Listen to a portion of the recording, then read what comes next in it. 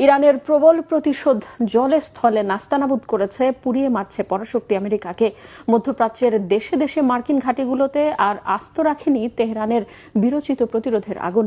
প্রতিকূল পরিস্থিতিতে সেই আতঙ্ক আর দুর্বলতা ঢেকে পশ্চিমা দম্ভ অটুট রাখতে প্রায় জোর করেই সাগরে ভাসিয়ে রাখা হয়েছে 5,000 সেনাসহ মার্কিন রণতরী ইউএসএস আব্রাহাম লিঙ্কনকে। জাহাজের সেনা সদস্যদের মধ্যে খাদ্য সংকট আর আত্মহত্যার চেষ্টার খবরও আড়ালের চেষ্টা হলেও তা মোটেই চাপা থাকেনি, ফাঁস করে দিয়েছে খোদ মার্কিন গণমাধ্যম। এখনো নিয়মিত যার সাফাই দিতে হিমশিম দশা মার্কিন প্রশাসনের। আর কি লুকাচ্ছে মার্কিন বাহিনী, নাইম আহমেদের ডেস্ক রিপোর্টে থাকছে বিস্তারিত। এক বা দুই দিন নয়, প্রায় 9 মাস ধরে সাগরে ভাসছে পারমাণবিক শক্তিচালিত আমেরিকার যুদ্ধজাহাজ ইউএসএস আব্রাহাম লিঙ্কন। কোনো ক্রমেই স্বস্তিদায়ক হচ্ছে না এবারের যাত্রা, কারণ ইরানের বিধ্বংসী ক্ষেপণাস্ত্র আর ড্রোন হামলায় মধ্যপ্রাচ্যে যখন লণ্ডভণ্ড একের পর এক মার্কিন ঘাঁটি, তখন মান বাঁচিয়ে যুদ্ধের ময়দানে টিকতে এই যুদ্ধজাহাজ ছাড়া বিকল্প ছিল না দাম্ভিক মার্কিন প্রেসিডেন্ট ডোনাল্ড ট্রাম্পের। প্রায় 5,000 নাবিক নিয়ে টানা 266 দিন ভাসছে বিমানবাহী এই রণতরী। এর মধ্যে প্রায় 200 দিনই কাটিয়েছে যুদ্ধক্ষেত্রে।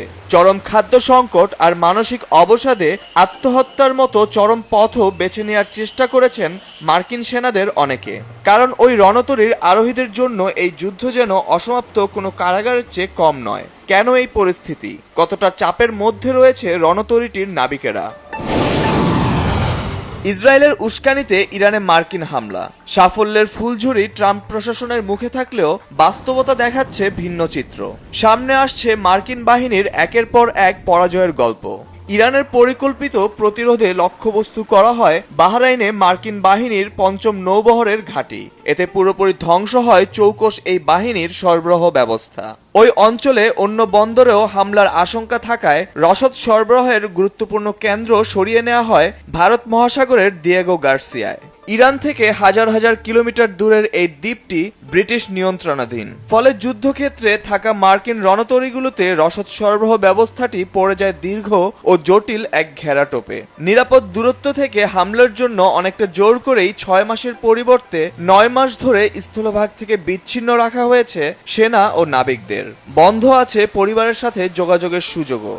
পরিবারের সাথে দীর্ঘদিন বিচ্ছিন্ন থাকা, ঘুমের ঘাটতি, অনিশ্চয়তা আর অবিরাম যুদ্ধ প্রস্তুতিতে নাবিকদের মধ্যে দেখা দেয় প্রচণ্ড মানসিক চাপ।